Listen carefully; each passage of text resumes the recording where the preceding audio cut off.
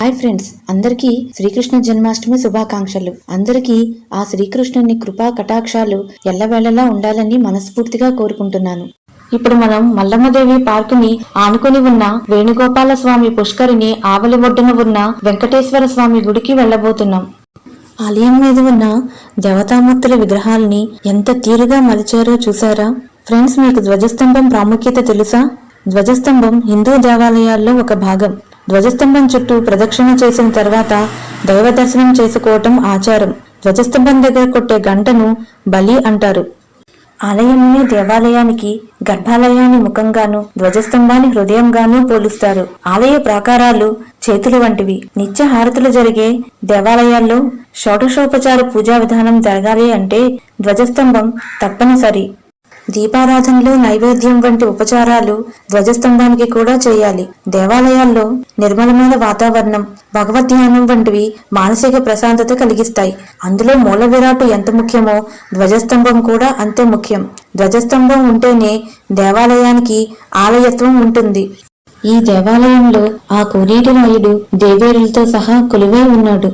తీరైన శిల్ప సంపద, ఆధ్యాత్మిక వాతావరణంలో భక్తితత్వం పరవళ్లు ఊరుతూ ఉంది ఈ దేవాలయంలో. ఆలయం పైన ఏర్పాటు చేసిన మైక్ సెట్ నుండి వచ్చే కీర్తనలు వింటూ ఉంటే లౌకిక బాధల నుండి ఎంతో ఉపశమనం కలుగుతుంది మనకు. అక్కడ చూడండి, గోపాలుని సేవకు గోమాత సైతం తరలి వచ్చింది. మాధవుని సన్నిధిలో మదిని మురళీనాథునికి అర్పిస్తే ఆ మునినాథుడు మన వశం అవడా చెప్పండి? కరిరాజును రక్షించిన ఆ కరుణా సముద్రుడైన కృష్ణ పరమాత్ముని ప్రసన్నం చేసుకోవడానికి భక్తి అనే ధనం తప్ప మన దగ్గర ఏముంది చెప్పండి?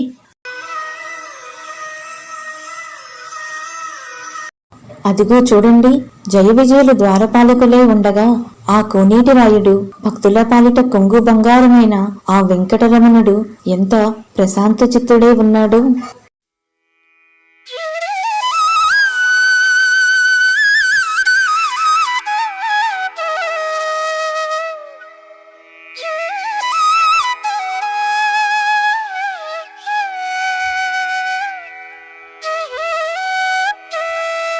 అదిగో చూడండి, శ్రీలలికే తల్లి శ్రీలక్ష్మి ఎంత సొగసుగా కొలువు తీరు ఉందో ఇక్కడ. అమ్మలను గన్న అమ్మ, ముగురమ్మల మూలపుటమ్మ. ఆ చల్లని తల్లి దీవెనలుంటే సిరి సంపదలకు, పాడి పంటలకు లోటేముంటుంది? ఆ శ్రీనివాసుని వక్షస్థలాన్ని కొలువైన ఈ శ్రీ మహాలక్ష్మి ఆశీస్సులు అందరికీ ఎల్లప్పుడూ ఉండాలి.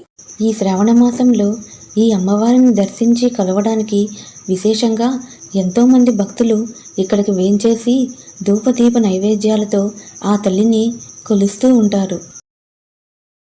తమిళనాడులోని శ్రీవిల్లిపుత్తూరులో ఉండే విష్ణుజిత్తుడనే శ్రీకృష్ణుని భక్తునికి ఒకసారి తులసి మొక్కల కోసం పాదులు తీస్తూ ఉండగా ఒక పాప కనిపించింది.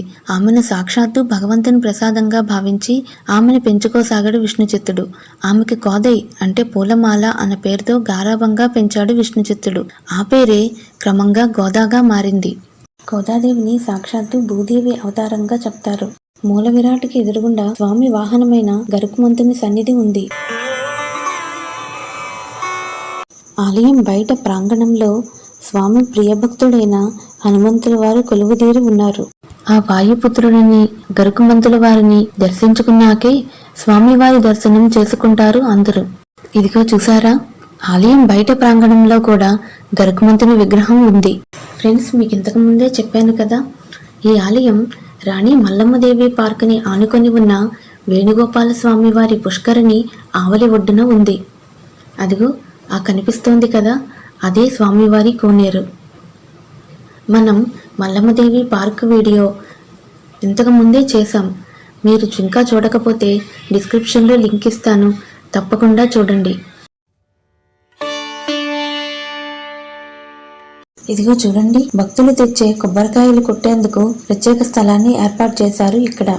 ఈ ఆలయ ప్రత్యేకత ఏమిటంటే ఇక్కడ గోవుల సంరక్షణ కూడా చేస్తున్నారు. వాటి పోషణార్థం చాలా మంది దాతలు విరాళాలు కూడా ఇస్తూ ఉంటారు. వారి గౌరవ సూచకంగా ఆ బోర్డు మీద వారి పేర్లు రాసి ఉంచారు. చూసారా, అక్కడ సాలలో గోమాతలు ఉన్నాయి. చూసారా, ఆ లేగదూడ ఎంత ముద్దుగా ఉందో. దాని తల్లి దాన్ని ఎలా నాకుతూ ఉందో. ఈ సృష్టిలో ఏ జీవి అయినా మాతృమూర్తి తర్వాతే ఎవరైనా కదా, ఎవరో రచయిత రాసినట్లు అమ్మని మించిన దైవం ఉండనే ఉండదు కదా. బహుశా భగవంతుడు అన్ని చోట్ల ఉండలేక మాతృమూర్తిని సృష్టించాడేమో తనకు బదులుగా. అందుకే ఇంకో మహాకవి అన్నాడు, ఎవరు రాయగలరు అమ్మా అన్న మాట కన్నా కమ్మని కావ్యం, ఎవరు పాడగలరు అమ్మా అన్న పాట కన్నా తీయని గీతం.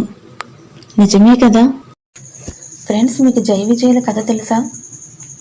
వీరు వైకుంఠంలో ద్వారపాలకులు. ఒకసారి శ్రీహరి దర్శనానికి సనక సనంద అనే మహర్షులు విచ్చేశారు. బ్రహ్మ మానసపుత్రులైన వీరికి ఎల్లప్పుడూ బాలురుగా కనిపించే వరం ఉంది. దానితో బాలురుగా భావించిన వీరిని జై విజయులు లోపలికి అనుమతించలేదు. దానితో ఆగ్రహించిన మునులు వీరిని భూలోకంలో జన్మించమని శపించారు. దానితో జై విజయులు శ్రీహరి పాదాలపై పడి నిన్ను విడిచి ఉండలేమని, శాప విమోచనం అనుగ్రహించమని బతిమాలారు. దానితో శ్రీహరి, నన్ను తొందరగా చేరుకోవాలి అంటే 3 జన్మల్లో రాక్షసులుగా జన్మించి నాచే వధించబడాలి అని చెప్పారు. వారే కృతయుగంలో హిరణ్యాక్ష హిరణ్యకశిపులుగా, త్రేతాయుగంలో రావణ కుంభకర్ణులుగా, ద్వాపరయుగంలో శిశుపాల దంతవక్తులుగా జన్మించి శ్రీహరి చేతిలో వధించబడి అనంతరం వైకుంఠానికి చేరుకున్నారు.